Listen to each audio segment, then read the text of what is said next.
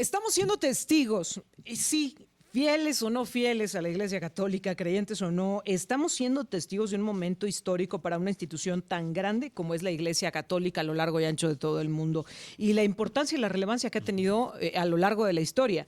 Y es la elección de un nuevo Papa, después de un momento cúspide para la Iglesia, después de un momento de mucho debate también al interior de la misma institución. Y justo de eso hemos querido platicar en esta mañana con el licenciado Jorge Chesal. Licenciado, ¿cómo estás? Muy buenos días. ¿Qué tal? Buenos días. A ver, licenciado, ayúdanos a entender todo esto de los protocolos, los procedimientos, la forma en la que se lleva a cabo la elección de un nuevo papa. ¿Ante qué nos encontramos? Bueno, lo que pasa es que no debemos olvidar, Erika, que el Vaticano es un Estado. Es decir, independientemente del concepto de Iglesia Católica, independientemente del concepto del Papa como cabeza de una iglesia, también es que la Iglesia Católica tiene esa doble función o esa doble característica y es también un Estado, el Estado Vaticano. Y en ese sentido existen una serie de leyes, reglas, en las cuales se elige a este no solamente cabeza de una iglesia, sino también jefe de un Estado. Y entonces se sigue todo un protocolo que además tiene cientos de años, en algunos casos algunas de las cuestiones posiblemente hasta más de 1000 años, que se han venido desarrollando así. Y estas reglas, de alguna manera, garantizan al creer del Estado Vaticano, pues que puede darse la selección de quien deba de encabezarlo como jefe de Estado y como cabeza de iglesia. Ahora, ¿por qué toda esta solemnidad? ¿Cuáles son los procedimientos que se marcan dentro de la Iglesia Católica a seguir para garantizar el nombramiento del Papa? Mira, existe un documento expedido por Juan Pablo II que fue de alguna manera la actualización de estas reglas de cómo se venían haciendo a lo largo de todos los años anteriores.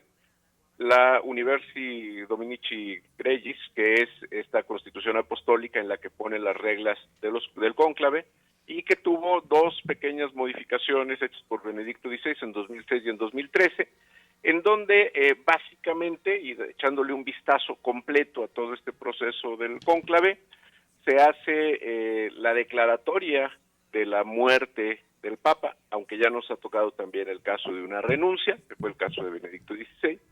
Se hace la declaración de la muerte del Papa y entra en funciones una figura que es el camarlengo, que es quien se hace cargo de la conducción administrativa del Estado Vaticano, sin poder tomar decisiones trascendentales, pero sí por lo menos temporales, para que funcione el Estado Vaticano.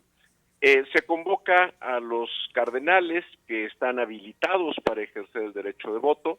En este caso hay 133 cardenales que no han superado la edad de 80 años.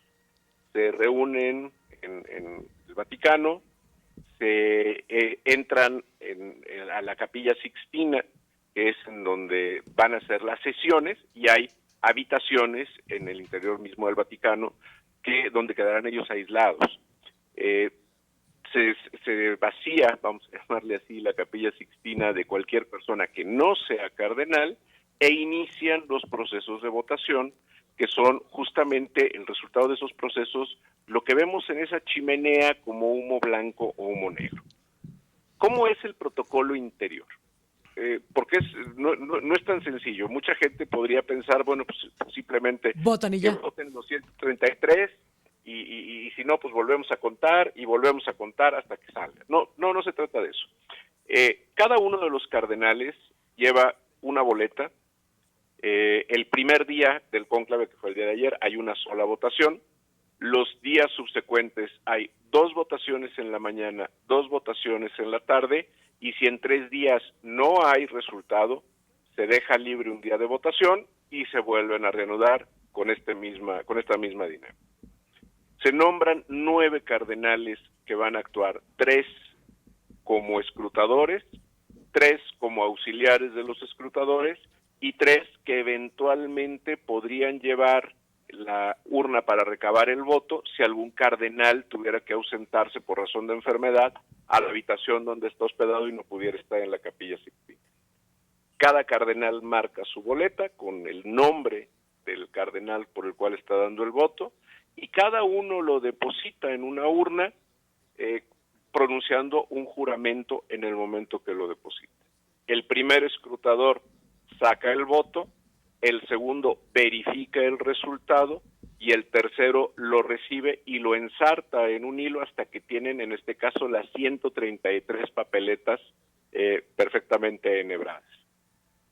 Si no hay un resultado, que sean las 2/3 partes de elección del Papa, se hace una segunda votación con este mismo procedimiento y si tampoco lo hay, queman las papeletas con sustancias que producen ese humo negro que ya hemos visto 2 veces.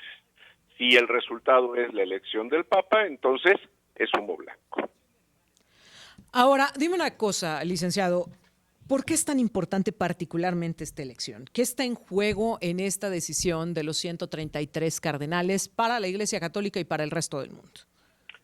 Fíjate que no hay que perder de vista que la religión en general, cualquier religión, es un elemento geopolítico importante. Estoy hablando evidentemente de estas religiones que tienen esta proyección internacional. Tan importante para la geopolítica el Islam como el judaísmo, como la religión cristiana y sus diferentes expresiones. Por lo tanto, lo que suceda en la Iglesia Católica puede marcar pautas respecto de aspectos geopolíticos internacionales. Y doy un ejemplo. La intervención de la Iglesia Católica y Juan Pablo II fue fundamental para la caída del régimen comunista de la Unión Soviética. Posiblemente, si Juan Pablo II no hubiera tenido el activismo que tuvo, la Unión Soviética seguiría todavía siendo Unión Soviética, no se hubiera dividido y no hubiera caído el comunismo como régimen político. Ese es uno de los ejemplos en relación al tema político internacional, y podríamos citar muchos. Y en el caso de la Iglesia Católica está en juego su definición hacia el futuro o un retroceso conservador para regresar a algunas cuestiones que incomodaron a la curia tradicional respecto de las decisiones del Papa Francisco. Que eso es lo que pareciera que al interior de la curia fue lo que está generando pues este retardo. Yo le preguntaría, licenciado, ¿usted ve que la figura que emane tal vez mañana o en los próximos días como nuevo Papa tendrá que ser algo distinto a Francisco o de continuidad? Mira, de tener que ser, yo creo que tendría que ser de continuidad, porque de alguna manera la apertura que Francisco dio a la Iglesia Católica en muchos aspectos es fundamental. Pero también es cierto que existen fuerzas políticas al interior de la Iglesia Católica. Por ejemplo, Italia tiene un número importante de electores y les gustaría que regresara a ser un papa italiano. La parte administrativa, la parte de la curia romana, que fue confrontada por Francisco, hay que recordar que, por ejemplo, cuando él emite una exhortación apostólica, Amoris Laetitia, donde habla de la integración de las personas divorciadas respetando lo que es el principio de la familia, le mereció una carta de 15 cardenales donde lo acusaron prácticamente de hereje. Entonces, ahora que murió, ha habido declaraciones de cardenales de esa ala dura tradicional de la iglesia burocrática, vamos a llamarle así, dentro de la estructura de la curia romana, que obviamente han estado tratando de que se regrese más a privilegiar ese tipo de cuestiones. Hay que recordar que Francisco, por ejemplo, bajó el ingreso que reciben los cardenales mensualmente, les eliminó una serie de privilegios y fomentó lo que tenía que ser el trabajo en los lugares, en las zonas, lo que le llama la Iglesia Católica el trabajo pastoral. Entonces, estas dos expresiones son las que están en confrontación. Yo creo que hay un número importante de cardenales que pudieran seguir esta línea de Francisco, pero también veo que hay acciones muy fuertes de parte de quienes quieren sostener todavía a la Iglesia como una estructura administrativa más que como una institución pastoral. Uy, qué fuerte. Licenciado Jorge Chezal, como siempre te agradezco mucho que nos permitas platicar contigo y analizar estos temas que, insisto, pues sí son importantes, no solo para los fieles a la Iglesia Católica, los creyentes, los practicantes, sino pues para todo el mundo. Y por ello seguimos pendientes de lo que sucede en las próximas horas y en los próximos días. Gracias, licenciado. Al contrario, gracias. Que esté bien, Muy buenos licenciado. días, el licenciado Jorge Chezal. Nosotros a la pausa.